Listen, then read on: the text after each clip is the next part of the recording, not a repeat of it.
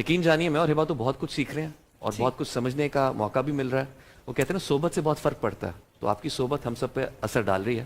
باقاعدہ سمیم میں نے گھر پہ کسی کو کسی بات پہ کریکٹ کیا اور یہ جی بولا یہ کہ میرے مجھے علامہ صاحب نے یہ بات ایسے بتائی تھی تو یہ ایسے نہیں ایسے ہوتی ہے. ماشاءاللہ. بالکل, اور یہی کوشش ہم آج بھی جاری رکھیں گے. ناظرین سے ایک درخواست ہے, اگر کوئی سوال آپ پوچھنا چاہتے ہوں تو نمبر موجود ہے, آپ کال کریں, اپنا سوال علماء کرام سے پوچھ سکتے ہیں.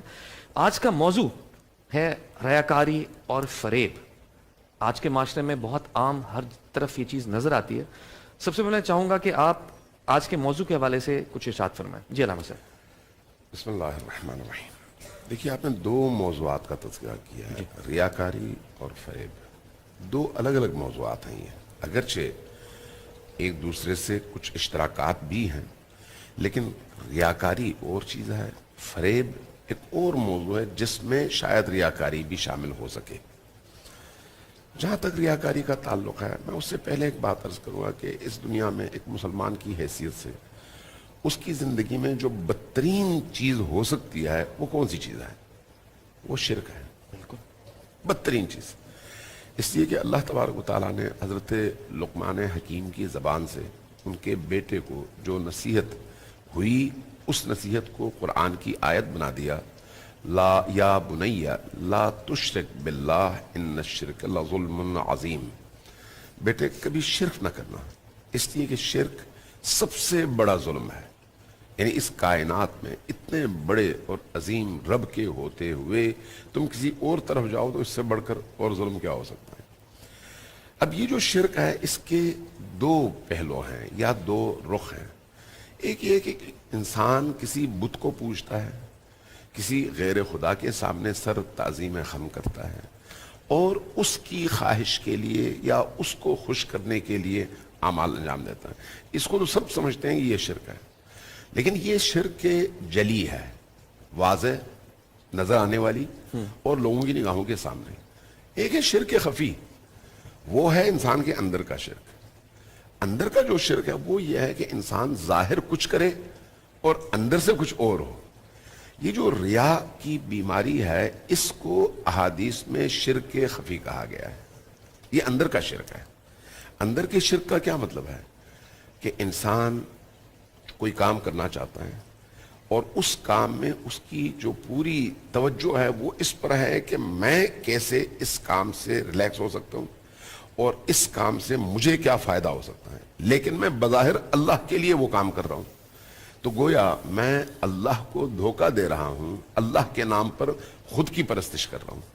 یعنی میں اللہ کی رضامندی کے حصول کی بجائے اپنی خواہش کی تسکین کو پہلی حیثیت دے رہا ہوں.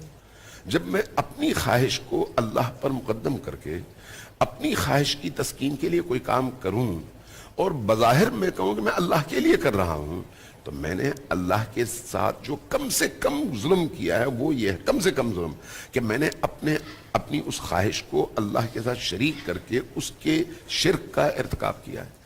اس اعتبار سے شرک ایک ایسی ریاکاری ایک ایسی بیماری ہے جو انسان کو اندر سے کھوکھلا کر دیتی ہے. یعنی دوسرے لفظوں میں وہ اللہ کو پوجنے اور اس کو سجدہ کرنے اور اس کی عبادت کرنے کی بجائے اپنی ذات کی عبادت کرتا ہے اور اپنی ذات کی خوشنودی کے لیے وہ عمل انجام دیتا ہے جس کو بظاہر وہ عبادت بھی قرار دیتا ہے, جبکہ یہ عبادت نہیں ہے, یہ عظیم ظلم ہے.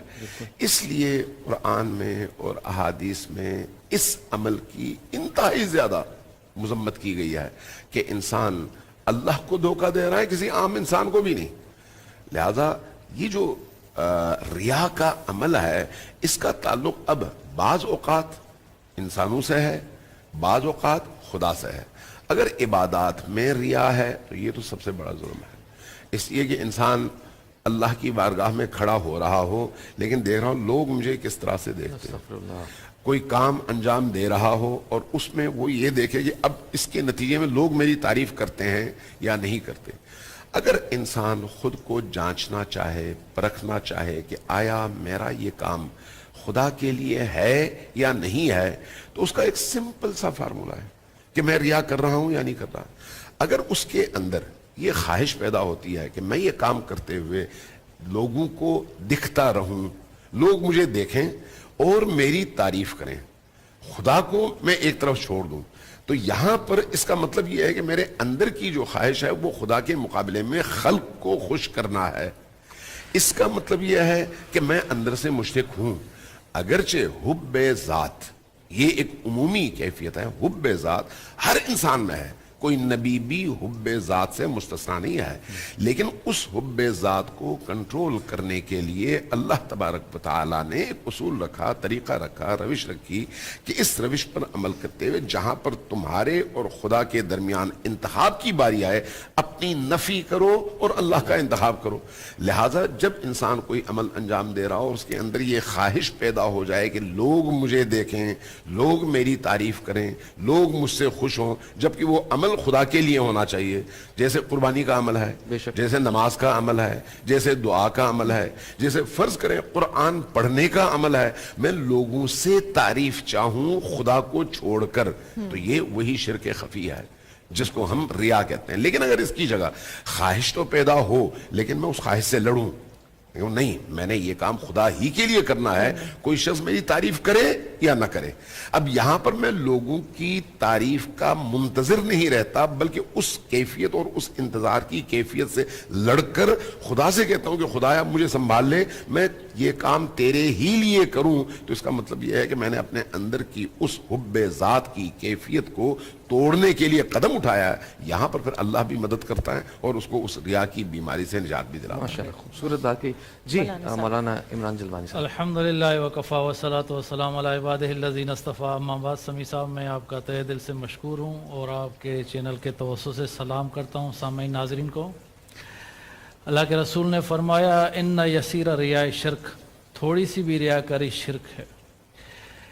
اور جب بندہ اللہ تعالیٰ سے قیامت کے دن مکالمہ ہوگا اور کہے گا یا اللہ میری نمازیں, میرے روزے, میرے صدقات, میری زکوٰۃ, تو اللہ تعالیٰ فرمائیں گے جن کے لیے کیے تھے ان سے جا کے اجر لے لیں. واہ, یعنی کہ ہم نماز اس لیے نہ پڑھیں کہ لوگ ہمیں نمازی کہیں, حج اس لیے نہ کریں کہ لوگ ہمیں الحاج کہیں, اور صدقہ خیرات اس لیے نہ دیں کہ لوگ ہمیں سخی کریں.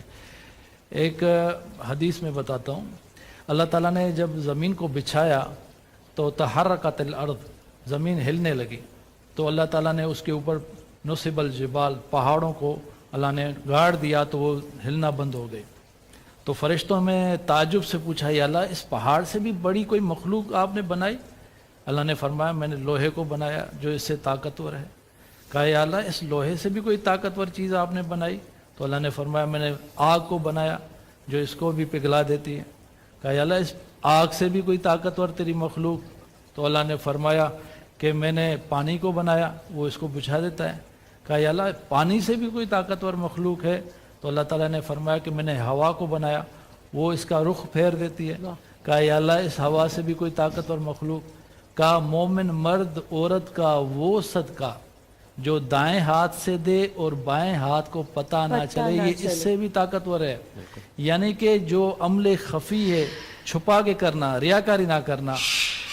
انما الاعمال بالنیات وانما لامرئ ما نوى فمن كانت هجرته الى الله ورسوله فهجرته الى الله ورسوله ومن كانت هجرته الى دنيا يصيبها او امرأة يتزوجها فهجرته الى ما هاجر اليه.